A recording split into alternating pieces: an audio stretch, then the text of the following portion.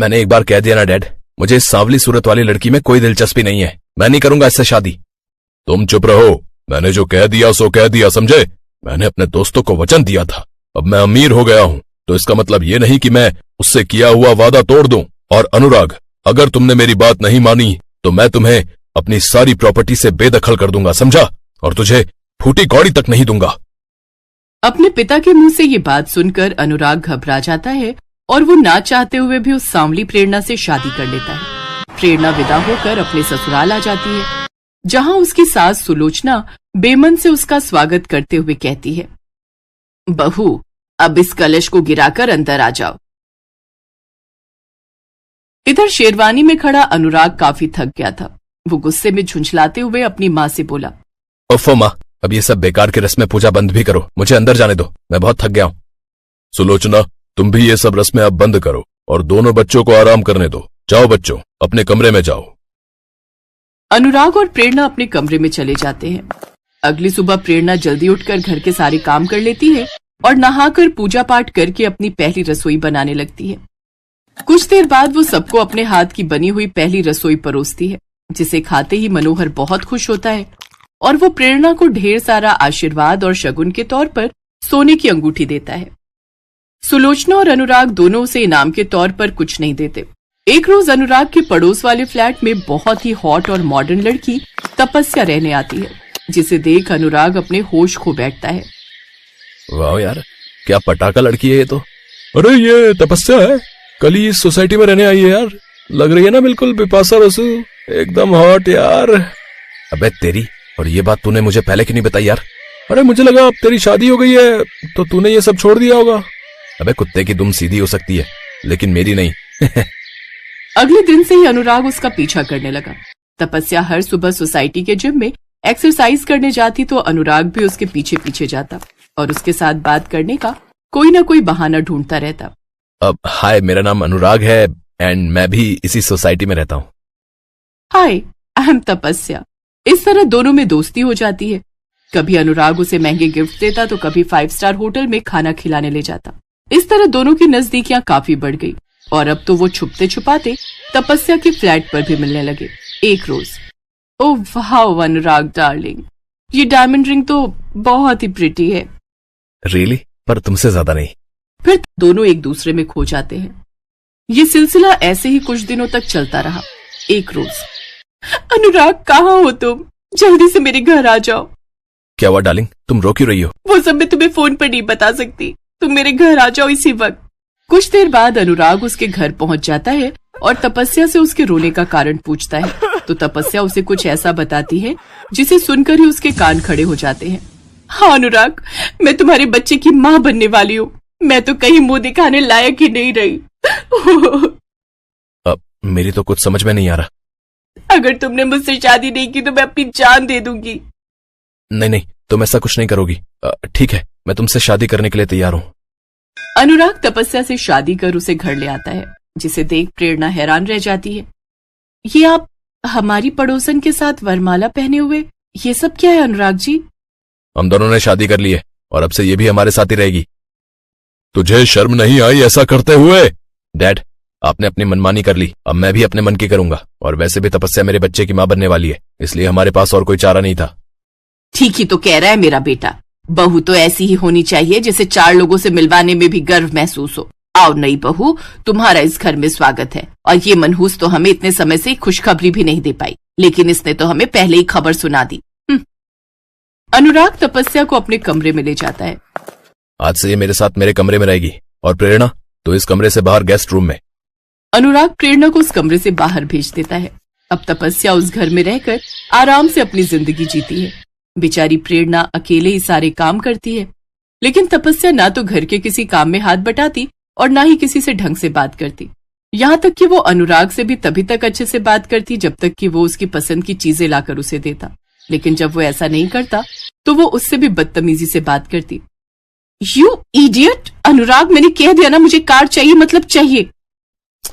तपस्या कुछ दिन रुक जाओ यार, मैंने अभी तुम्हें डायमंड रिंग दी थी, फिर आईफोन दिलवाया था। अब इतनी जल्दी मैं नई कार कहां से लेके आऊं? वो मुझे नहीं पता। ये कहकर वो बैग लेकर बाहर घूमने निकल जाती है। अनुराग परेशान हो जाता है। फिर प्रेरणा उसके लिए जूस लेकर आती है। इसे पी लीजिए, आराम मिलेगा। प्रेरणा को अपनी इतनी केयर करता देख अनुराग उसे पसंद करने लगता है, जबकि तपस्या से वो अब छुटकारा चाहता था। तपस्या की हरकतों से वो परेशान हो चुका था। फिर एक रोज प्रेरणा सुधीर को अपने घर बुलाती है, फिर सभी घर सबको हॉल में बुलाती है और टीवी पर एक वीडियो रिकॉर्डिंग चलाती है। बस कुछ दिनों की बात है डार्लिंग, ये बच्चा इस दुनिया में आ जाए, फिर मैं किसी तरह सारी प्रॉपर्टीज के नाम करवा लूंगी, फिर उन सबको धक्के मारकर बाहर निकाल दूंगी। फिर हम दोनों उस बड़े से घर में आराम से रहेंगे। और उस अनुराग को बड़ा घमंड था ना अपने पैसे पर, अब उसे पता चलेगा सुधीर को नीचा दिखाने का क्या खामियाजा भुगतना पड़ता है। ऊपर से वो बेवकूफ अभी तक यही सोचता है कि ये बच्चा उसका है, जबकि असलियत तो यह है कि ये हमारा बच्चा है। अपने साथ इतना बड़ा धोखा होता देख अनुराग को बहुत गुस्सा आता है और वो तपस्या और सुधीर को जोरदार थप्पड़ मारता है और उन्हें पुलिस के हवाले कर देता है। फिर प्रेरणा से माफी मांगता है, साथ ही सुलोचना भी प्रेरणा से माफी मांगती है और अब वो सब खुशी खुशी एक साथ रहते हैं।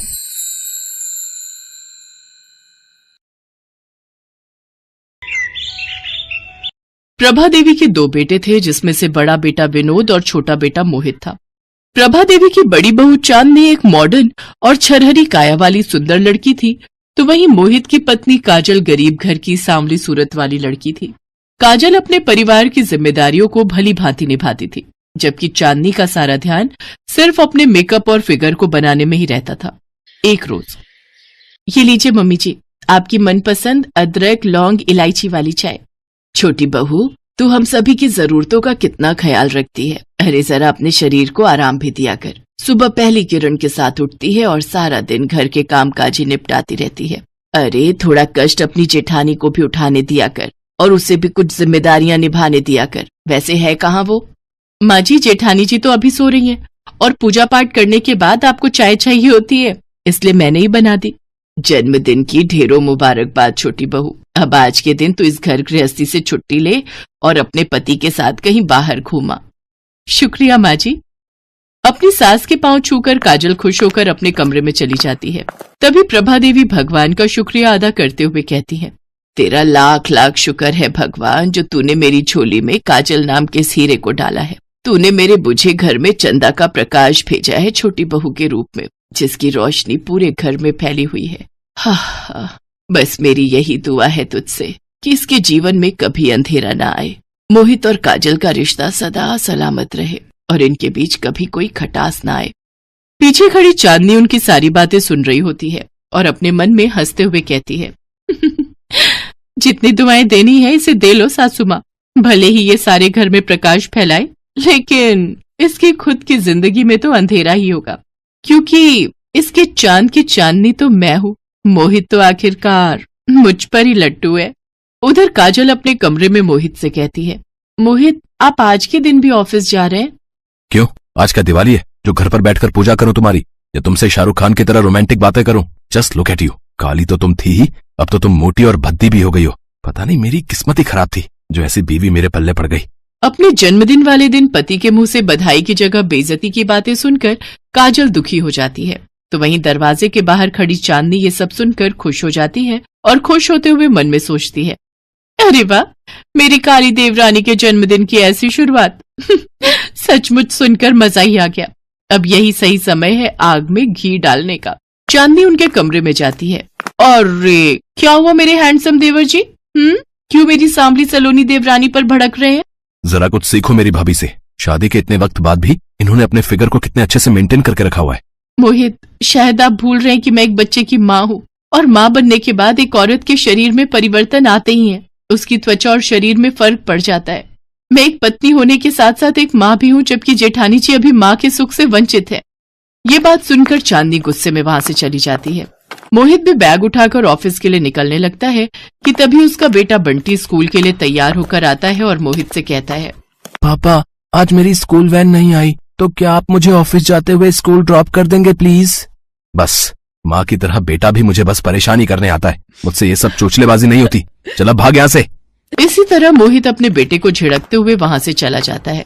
बंटी रोते हुए अपनी माँ से कहता है, माँ, सभी के पापा उन्हें स्कूल ड्रॉप करने आते हैं, फिर मेरे पापा कभी मुझे छोड़ने क्यों नहीं जाते, और वो हमेशा ही हम दोनों से गुस्से में बातें क्यों करते हैं? नहीं बच्चे, पापा को ऑफिस के लिए देर हो रही थी ना, इसीलिए वो थोड़े गुस्से में थे। चलो मैं तुम्हें स्कूल ड्रॉप कराती हूँ। ऐसे ही कुछ दिन बीत जाते हैं। एक रोज जब काजल बाजार से सब्जी लेकर घर आ रही होती है तो वो चांदनी और मोहित को हाथों में हाथ डाले होटल से बाहर निकलते देख लेती है। ये दृश्य देख काजल हैरान रह जाती है और उसके मन में हजारों सवाल उमड़ पड़ते हैं। ये दोनों होटल में एक साथ, कहीं इन दोनों के बीच कुछ गलत? नहीं, मैं बेकार में ये सब बातें सोच रही हूँ। देवर भाभी के बीच तो माँ बेटे का रिश्ता होता है, बिना किसी सबूत के कोई भी लांछन लगाना गलत होगा। इसी कश्मकश में काजल घर पहुंच जाती है, लेकिन दिन भर उसके मन में यही कश्मकश चलती रहती है।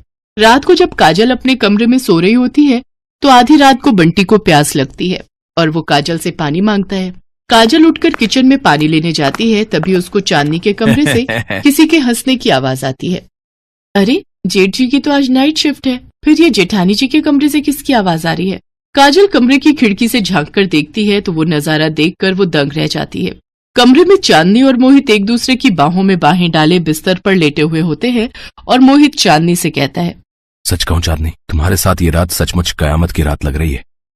अब बातें बनाना बंद भी करो स्वीटहार्ट, और ये बताओ कि कब तक हमें यूं ही दुनिया से छुपते छुपाते मिलना होगा? भगवान ने हमारी शादी 2 अलग अलग लोगों से करवा दी है, और वो भी बिना हमारे टाइप के लोगों से। तुम तो बिल्कुल मेरे टाइप के लड़के हो, हैंडसम एंड डेयरिंग देवर, इसीलिए तो मैं तुम्हारे भैया को बिल्कुल भी भाव नहीं देती। जानता हूँ जानेमन, अब मुझे जाना होगा, कहीं काजल की आंख खुल गई तो मुश्किल हो जाएगी। मोहित जैसे ही बाहर जाने के लिए दरवाजा खोलता है तो काजल वहां खड़ी होती है। बिल्कुल भी शर्म नहीं है तुम दोनों में? देवर भाभी के पाक रिश्ते को कलंक लगा दिया तुमने। मैंने ये कभी नहीं सोचा था कि मेरी जेठानी ही मेरी सौतन बनेगी। ओह, तो तुमने सब कुछ देख लिया? चलो अच्छा है, आज नहीं तो कल सच तुम्हारे सामने आना ही था। हाँ, और अब यही सच्चाई मैं दुनिया के सामने लाकर रहूंगी। बहुत धोखा दे लिया तुमने हम सबको। खबरदार जो तुमने ऐसा कुछ सोचा भी, वरना तुम्हारे बंटी को इस दुनिया से रुखसत होने में देर नहीं लगेगी। मोहित, ये औरत तुम्हारे सामने तुम्हारे बच्चे को जान से मारने की धमकी दे रही है और तुम चुपचाप तमाशा देख रहे हो। अरे कौन बच्चा, किसका बच्चा? तुम और बंटी तो बस मेरी एक भूल हो। तुम दोनों जियो या मरो, इससे मुझे कोई फर्क नहीं पड़ता, समझी? इस तरह उन दोनों से मिली धमकी से काजल अपने बच्चे को खोने से डर जाती है और वो अपना मुंह बंद रखकर सब कुछ चुपचाप सहती रहती। और इसका नतीजा ये हुआ कि देवर भाभी की हवस को शह मिल जाती है और अब वो एक दूसरे के साथ और ज्यादा समय बिताते। एक रोज बंटी अपनी माँ से पूछता है, माँ, आजकल आप इतनी उदास और खोई खोई क्यों रहती हो? पापा ने आपसे कुछ कहा क्या? नहीं मेरे बच्चे, वो मेरी तबीयत ठीक नहीं है ना, इसलिए तू जा बाहर जाकर खेल। बंटी बाहर खेलने चला जाता है। तभी काजल की सास उसके कमरे में आती है और उससे कहती है, क्या बात है बहू, तेरे और मोहित के बीच सब कुछ ठीक तो है ना? आज जो बात तुमसे बंटी ने पूछी वो मैं भी कई दिनों से पूछना चाह रही थी। आजकल तुम हर वक्त खोई खोई सी क्यों रहती हो? पता नहीं क्यों, लेकिन तेरा उदास चेहरा देखकर ऐसा लगता है कि जैसे कोई सौतन तुझे ढा रही हो।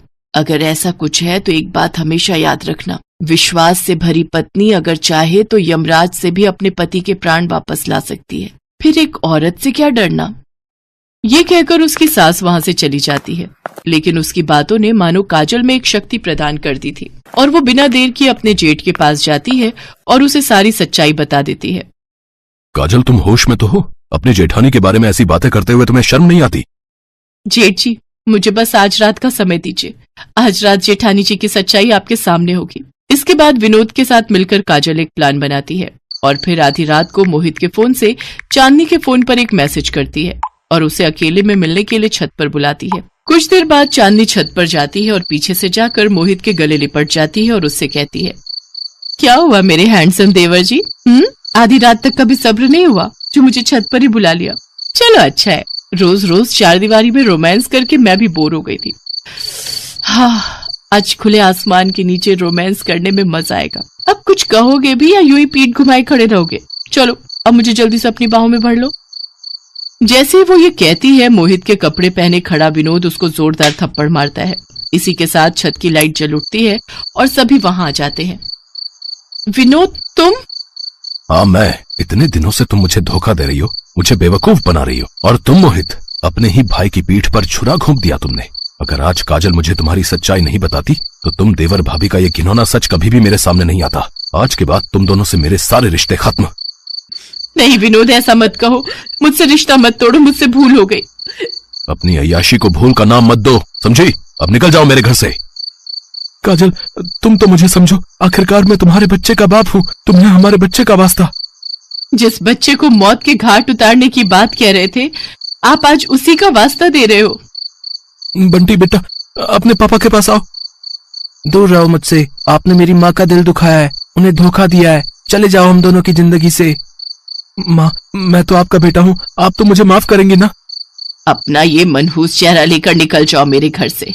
अरे तू मेरा बेटा नहीं बल्कि मेरी कोख से जन्मा एक कलंक है, कलंक। इस तरह चांदनी और मोहित के हवस के कारण 4 जिंदगियां बिखर जाती हैं। कुछ साल बीत जाने के बाद विनोद और काजल बंटी को माता पिता का प्यार देने के लिए एक दूसरे से शादी कर लेते हैं। तो वहीं मोहित और चांदनी जेल में सड़ते हुए अपने आगे की जिंदगी काटते हैं।